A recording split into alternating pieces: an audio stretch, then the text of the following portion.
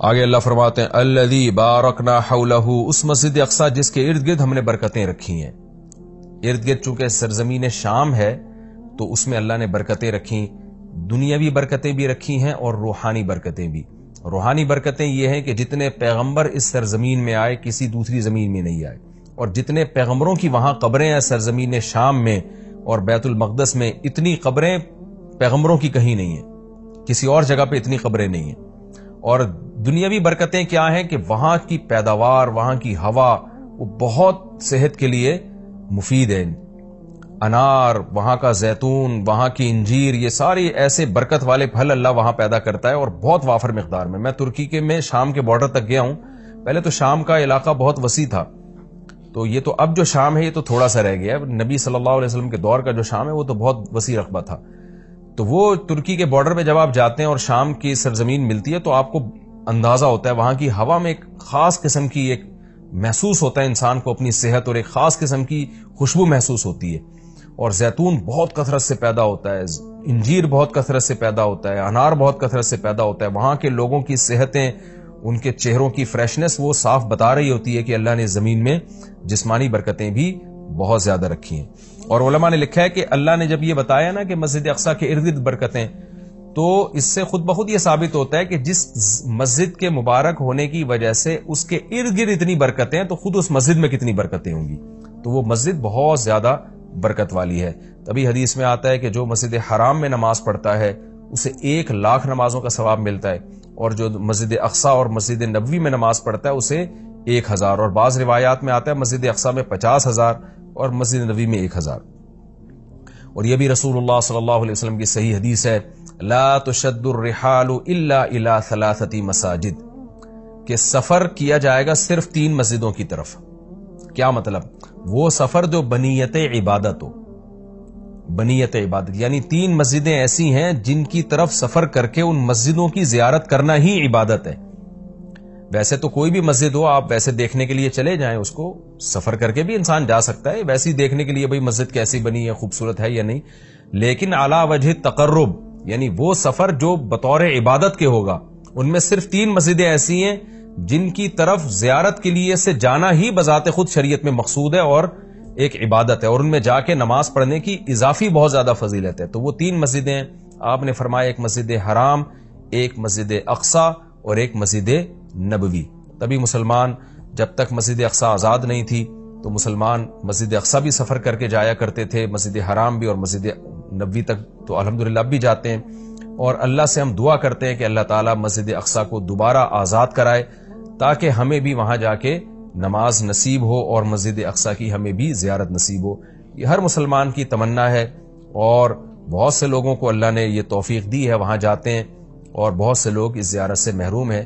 تو ہم یہ دعا کرتے ہیں کہ اللہ تعالیٰ وہ مبارک مسجد جس کی طرف اللہ اپنے حبیب صلی اللہ علیہ وسلم کو معجزاتی طور پر لے کر گیا، اور خاص طور پر ہمارے حبیب صلی اللہ علیہ وسلم کو وہاں نماز پڑھوائی گئی معجزاتی طور پر، اللہ ہمیں بھی اس مقدس سرزمین کی زیارت کی توفیق نصیب فرمائے اور ہمارے لیے آسان فرمائے. آگے اللہ فرماتے ہیں لِنُرِيَهُ مِنْ آیَاتِنَا، ہم نے یہ سفر اس لیے کرایا تاکہ ہم محمد صلی اللہ علیہ وسلم کو اپنی نشانیوں میں سے کچھ نشانیاں دکھائیں. وہ نشانیاں یہی ہیں کہ جو معراج کی رات آپ کو دکھائی گئی، پیغمبروں کی زیارت کروائی گئی، جنت جہنم دکھائی گئی، تو یہ ساری بڑی بڑی نشانیاں تھیں. خود معراج خود ایک بڑی نشانی ہے. إِنَّهُ هُوَ السَّمِيعُ الْبَصِيرُ، اللہ تعالیٰ خوب سننے والا اور دیکھنے والا ہے. یعنی انسان تو محتاج ہے کہ جب تک اسے سنایا نہ جائے وہ سن نہیں سکتا، دکھایا نہ جائے وہ دیکھ نہیں سکتا. تو پیغمبر صلی اللہ علیہ وسلم بھی خود سے نشانیاں نہیں دیکھ سکتے، اللہ نے دکھائی، اللہ نے سنائی. لیکن اللہ وہ ذات ہے جو سمیع بھی ہے اور بصیر بھی، اسے وہ ہر وقت ہر چیز کو دیکھ بھی رہا ہے اور ہر وقت ہر چیز کو سن بھی رہا ہے. آگے اللہ تعالیٰ ارشاد فرماتے ہیں وَآتَيْنَا مُوسَى الْكِتَابَ، یہ پیغمبروں کا سلسلہ نیا نہیں ہے، پرانا ہے. ہم نے محمد صلی اللہ علیہ وسلم کو جیسے کتاب دی ہے اور محمد صلی اللہ علیہ وسلم کو نشانیاں دکھا رہے ہیں، تو آپ سے پہلے موسیٰ علیہ السلام کو بھی ہم کتاب دے چکے ہیں. اور بیت المقدس کا تذکرہ ہے نا، تو یہودی بیت المقدس پہ ہمیشہ سے دعویٰ کرتے رہے کہ بیت المقدس تو ہمارا ہے اور اس میں تو ہمارے پیغمبر مدفون ہیں. تو اس کا بھی اللہ جواب دے رہے ہیں کہ ہم نے اہل یہودیوں کو کتاب دی تھی مگر انہوں نے کتاب کا حشر کیا تو آگے پورے رکوع میں اسی کی تفصیل ہے کہ کس طرح انہوں نے خدا کی نافرمانی کی ہے، جس کے نتیجے میں اللہ نے ان سے یہ خلافت چھینی ہے اور بیت المقدس ان سے چھینا گیا ہے، تو اسی کا تذکرہ ہے۔ وَآتَيْنَا مُوسَى الْكِتَابَ، ہم نے موسیٰ کو کتاب دی، وَجَعَلْنَاهُ هُدًى، اور ہم نے ہدایت بنایا تھا اس کتاب کو، لِبَنِي اسرائیل، بنی اسرائیل کے لیے، اللہ تتخذوا من دونی وکیلا، اور ان سے کہا تھا میرے سوا کسی کو کارساز نہ بنانا، اللہ ہی سے دوستی لگانا، اللہ ہی کو اپنا وکیل یعنی کارساز سمجھنا کہ اللہ ہی تمہارے کام بنائے گا بگاڑے گا، لہذا اللہ ہی سے بنا کے رکھنا ہے۔ وکیل کہتے ہیں جو آپ کے کام بنانے والا ہوتا ہے۔ تو جب اللہ پہ اعتماد اور توکل کرو گے، اللہ ہی کو کارساز سمجھو گے، تو پھر ظاہر ہے اس کی اطاعت بھی کرو گے نا، مگر یہودیوں نے ایسا نہیں کیا۔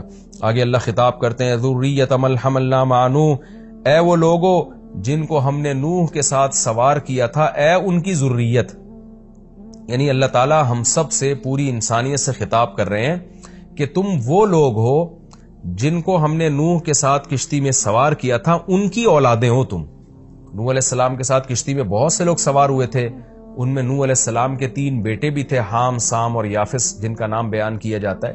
تو باقی ساری نسل انسانیت کی انہی 3 بیٹوں سے چلی ہے۔ تو وہ چونکہ کشتی میں نوح علیہ السلام کے ساتھ سوار تھے، اس لیے اللہ نے کہا کہ تم اے انسانوں، تم ان کی نسلیں ہو جن کو نوح علیہ السلام کے ساتھ ہم نے کشتی میں سوار کیا تھا، جو ان کے 3 بیٹے تھے۔ تو گویا اللہ کا بہت بڑا احسان ہے کہ تمہارے جو باپ دادے تھے نا، نوح علیہ السلام اور ان کے 3 بیٹے، وہ تو شکر گزار بندے تھے، جن کے شکر گزاری کی وجہ سے پوری انسانیت کو تباہ کر کے ہم نے چند لوگوں کو کشتی میں سوار کیا تھا، آگے تم انہی کی نسلیں ہو۔ اگر وہ شکر گزار نہ ہوتے تو تمہیں بھی زندگی اور حیات نہ ملتی، اس لیے آگے فرمایا انہ کان عبدا شکورا، نوح تو اللہ کے شکر گزار بندے تھے، تو تم انہی کی اولاد ہو جن کو ہم نے کشتی میں سوار کیا۔ تو گویا کشتی میں سوار کرنے والوں پر بھی ہم نے احسان کیا اور تم پر بھی ہم نے احسان کیا، کیونکہ اگر ان کو ہم کشتی میں سوار نہ کرتے اور طوفان میں غرق کر دیتے تو تم بھی پیدا نہ ہوتے۔ تو اللہ تعالی ہمیں ترغیب دے رہے ہیں کہ تمہارے باپ شکر گزار تھے، جن کی وجہ سے ان کو اور ان کے بیٹوں کو میں نے کشتی میں سوار کر کے بچایا، تو انہی کی وجہ سے میں نے تمہیں بھی بچایا۔ تو اے ان لوگوں کی ذریت، اے ان لوگوں کی نسلوں جن کو میں نے نوح کے ساتھ کشتی میں سوار کیا تھا، نوح شکر گزار آدمی تھے۔ تو کیا مطلب؟ تم بھی میری ان آیات کو غور سے سنو اور تم بھی شکر گزار بنو۔